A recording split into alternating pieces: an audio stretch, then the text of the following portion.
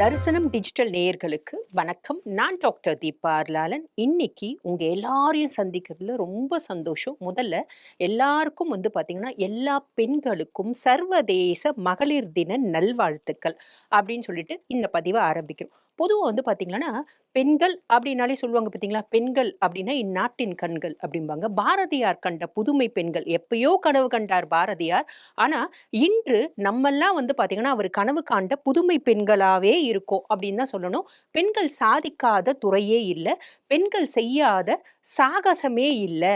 எல்லா துறையிலையும் சாதிச்சிருக்காங்க, பெண்கள் சாதிச்சிட்டு இருக்காங்க, பிற்காலத்திலையும் சாதிப்பாங்க. இதில் எந்த விதமான கருத்து வேறுபாடும் இல்லை. நிமிர்ந்த நன்னடையும் நேர்கொண்ட பார்வையும் நிலத்தில் யார்க்கும் மஞ்சாத நெறிகளும் திமிர்ந்த ஞான செருக்கும் இருப்பதால் செம்மை மாதர் திரம்புவதில்லையாம். பாரதியார் கண்ட கனவு. இத நம்மெல்லாம் நிறைவேற்றின்னு இருக்கோம். நம்ம தான் நிறைவேற்றணுமா? இல்லைங்க. பாரதியார் காலத்திற்கு முன்பும் பெண்கள் பாத்தீங்கன்னா பல விதத்துல சாதிச்சாங்க அப்படின்னு சொல்லலாம். பதிவிரதைகள் முக்கியமா பாத்தீங்கன்னா சத்தியவான் சாவித்திரி, இந்த மாதிரி எத்தனையோ பதிவிரதைகள் இருக்கதான் செஞ்சாங்க இல்லைங்களா? அப்ப சத்தியவான் சாவித்திரி கதையே அதுக்கு ஒரு பெருத்த உதாரணம் அப்படின்னு சொல்லலாம். எப்படி? உருகாத வெண்ணையும் ஓரடையும் உனக்கு நான் வைத்தேன், என்னாலும் என் கணவன் என்னை விட்டு பிரியாது இருக்க வரம் வேண்டும் அப்படின்னு அம்பிகையை நோக்கி வேண்டி யமதர்மன் பின்னாடியே போனா அவளோட சாதுரியத்தினாலையும் அவளோட புத்திசாலித்தனத்தினாலையும் இறந்த கணவரை மீட்டெடுத்தா. ஆக பெண்களோட பெருமைகள் பேசி மாளாது அப்படின்லாம் இன்னைக்கெல்லாம் பேசிட்டே இருக்கலாம். ஒவ்வொரு பெண்ணுடைய வரலாறும் பெண்ணுடைய பெருமைகளும் அப்படின்னு சொல்லலாம். ஆக இந்த நாட்டுல இந்த உலகத்திலேயே பெண்கள் இருக்காங்க அப்படின்னா எல்லா பெண்களும் ஜோதிட சாஸ்திர பிரகாரம் 12 ராசிக்குள்ள அடங்குறாங்க இல்லைங்களா? சரி, இந்த 12 ராசிக்குள்ள அடங்குற பெண்கள், பெண்கள்னாலே இந்த 12 ராசி 12 லக்னம் தான். அந்த 12 ராசிக்கான பெண்களோட குணாதிசயம் என்ன? அந்த பெண்கள் இப்ப நம்ம வீட்ல இருக்காங்க அப்படின்னா அவங்களுக்கு என்னென்ன மாதிரி இன்ட்ரெஸ்டிங்கான கேரக்டர்ஸ் இருக்கும்.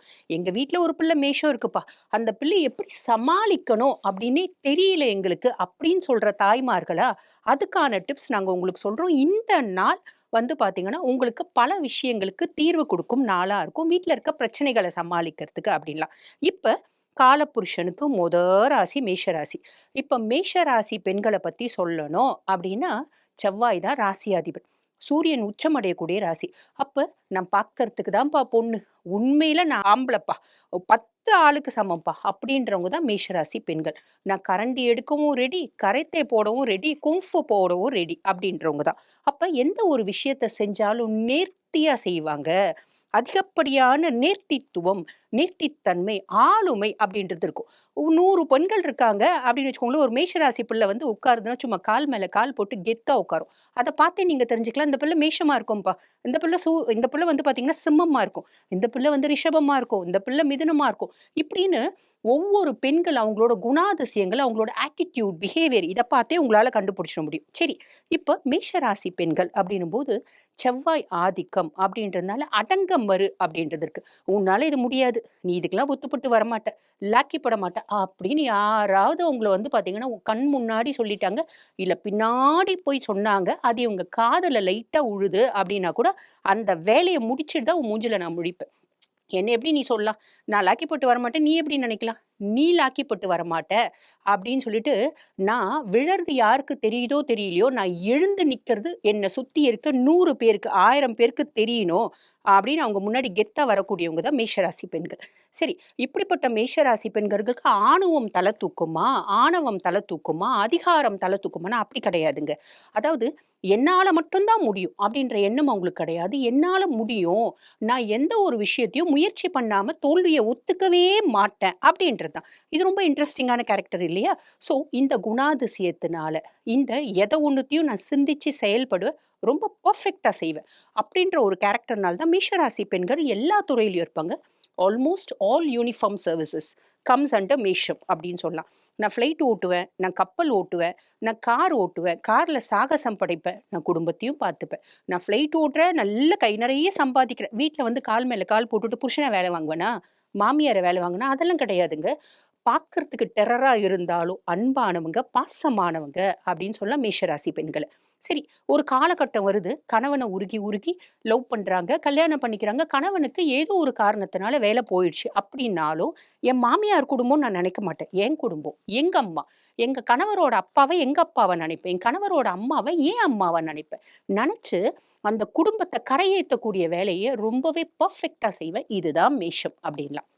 அப்ப அந்த ஆளுமைலாம் இருக்கிறது, என்னால எதுனாலும் முடியும் அப்படின்னு நினைக்கிறதுக்கு காரணம் என்ன? அப்படின்னா சூரியன் உச்சமடையக்கூடிய ராசி. அப்ப இன்பில்ட்டாவே எனர்ஜி வந்து பாருங்க ட்ரெமெண்டஸ் எனர்ஜி அப்படிம்பாங்க. அது ஜாஸ்தியே இருக்கும். ஸோ மேஷராசி பெண்கள ஒரு மருமகளா கொண்டு வரணும் அப்படின்னா, நீங்க வந்து பாருங்க ரொம்ப சந்தோஷமா கொண்டு வந்துடலாம். நான் ஒரு சில கருத்துக்கள் கேள்விப்பட்டிருக்கேன். நம்ம வந்து இந்த கம்பேட்டபிலிட்டி பார்ப்பாங்க பார்த்தீங்களா? Marriage compatibility. அப்ப அ பிள்ளை வந்து பார்ப்பாங்க. மேஷராசி பொண்ணு சூப்பரா இருக்கும். நான் சொல்லுவேன், "அம்மா இந்த பொண்ணு ரொம்ப நல்லா இருக்கும்மா. எல்லா குணாதிசயம் நல்லா இருக்கு. முக்கியமா வஷ்ய பொறுத்தவரைக்கும், ரிச்சு பொறுத்தவரைக்கும்" இதெல்லாம் சொல்லும்போது சொல்லுவாங்க. "அம்மா பொண்ணு மேஷம்மா. அதனால என்னம்மா? பொண்ணு அடங்காதும்மா. பொண்ணு சொல் பேச்ச கேட்காதும்மா." அப்படிலாம் கிடையாதும்மா. பொண்ணு அடங்காது, பொண்ணு சொல் பேச்ச கேட்காது, பொண்ணு ஆளுமையா இருக்கும், பொண்ணு என் பையன கால்ல போட்டு மிதிக்கும். இதெல்லாம் தப்பான கருத்தும்மா. பொண்ணு அவ குடும்பத்த முன்னேத்துறது இல்லாம, உங்க குடும்பத்தையும் முன்னேத்துவா. இது உண்மையான கருத்து. இத ஞாபகம் வச்சுக்கோங்க. ஆக மேஷராசி பெண்கள் வேண்டாம் அப்படின்றவங்களோட எண்ணத்த மாத்திக்கோங்க. எல்லாரும் அப்படி நினைக்கிறது இல்ல. சிலர் வந்து அந்த மாரி சொல்றது உண்டு. ஆக இந்த மாரி ஒரு விஷயம் செவி வழி வர்றதுனால, உங்களுக்கு இந்த விஷயத்த நான் இங்க பதிவிடுறேன். சரிங்களா? சரி. இப்படி இருக்க மேஷராசி பெண்கள் சாதிக்கக்கூடியவங்க, குடும்பத்தையும் காப்பாத்தக்கூடியவங்க, குழந்தை மேல ரொம்ப பாசமா இருப்பாங்க. குழந்தை வந்து பார்த்தீங்கன்னா, ரொம்ப பெர்ஃபெக்ட்டா மெயின்டெயின் பண்ணுவாங்க. "There's a time to eat, there's a time to play, there's a time to sleep" அப்படின்ற மாரி எல்லாத்துக்கும் நேரம் ஒதுக்கி, அந்த நேரம் பிரகாரம் செய்யணும். நான் நெனைக்கிற மாதிரி பிள்ளை ஒரு என்ன சொல்றது? ஒரு ஷ்ரவன்குமாரா இருக்கணும். அப்படின்ற மாரி நெனைப்பாங்க. நானும் ஒரு தாயா ஐடியல் மதரா இருப்பேன். அப்படின்ற பெர்சனாலிட்டீஸ் தான். இவங்களுக்கு வந்து பாருங்க, நல்ல ஸ்பைசி ஃபுட்ஸ் ரொம்ப பிடிக்கும். நல்லா சாப்பிட, நல்ல ஸ்பைசி ஃபுட். ஆனா, உடம்பு மேல ரொம்ப அக்கறை உண்டு. நல்ல ஜிம் போறது, பாடிய வந்து பெர்ஃபெக்ட்டா மெயின்டெயின் பண்றது, எப்பயுமே இளமை மாறாம அழகா இருக்கணும். அப்படின்றது இது ரிஷபத்துக்கு மட்டும் இல்ல, இவங்களுக்கும் அந்த எண்ணம் உண்டு. என்னோட பாடிய நான் ரொம்ப லவ் பண்றேன். அப்படின்ற எண்ணம் உண்டு மேஷத்துக்கு. சரி. இப்படிப்பட்ட மேஷராசி பெண்கள் நல்ல தாயா, நல்ல தாய் மட்டும் இல்லம்மா, நல்ல தாயா, நல்ல மகளா, நல்ல மருமகளா, ஒரு ஆஃபீஸ்ல நல்ல ஒரு பாஸா இருக்கக்கூடிய அத்தன தன்மையும் உண்டு மேஷத்துக்கு. சரி. நீங்க சொல்லிட்டதெல்லாம் கரெக்ட் தாம்மா. நான் மேஷம் தான். எனக்கு இந்த குணாதிசயங்கள்லாம் இருக்கு. சூப்பர். எனக்கு வாழ்க்கையில சில பல கஷ்டங்கள்லாம் வருது இல்லையா? ஆமா. என்னை யாராவது மட்டம் தட்டினா எனக்கு புடிக்காது.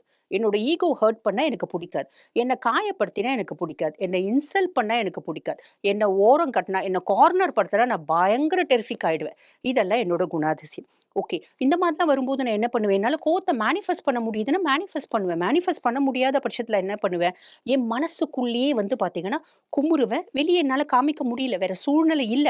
அப்ப மனசுக்குள்ளேயே குமுறும்போது எனக்கு ஒரு விதமான மன உளைச்சல் அப்படின்றது வரும். சரி, இந்த மாதிரி ஒரு காம்ப்ளிகேஷன்ஸ்ல இருந்துலாம் நான் வெளிய வரணும் அப்டின்னா என்னம்மா பண்ணலாம்? என்ன வழிபாடு பண்ணலாம்? அப்டின்னா, ரொம்ப சிம்பிள்ம்மா. மேஷத்துல நீங்க பொறந்திருக்கீங்க அப்டின்னாலே, நீங்க பிடிக்க வேண்டிய கடவுளினோட கால் யாரு? அப்டின்னா முருகப்பெருமான்.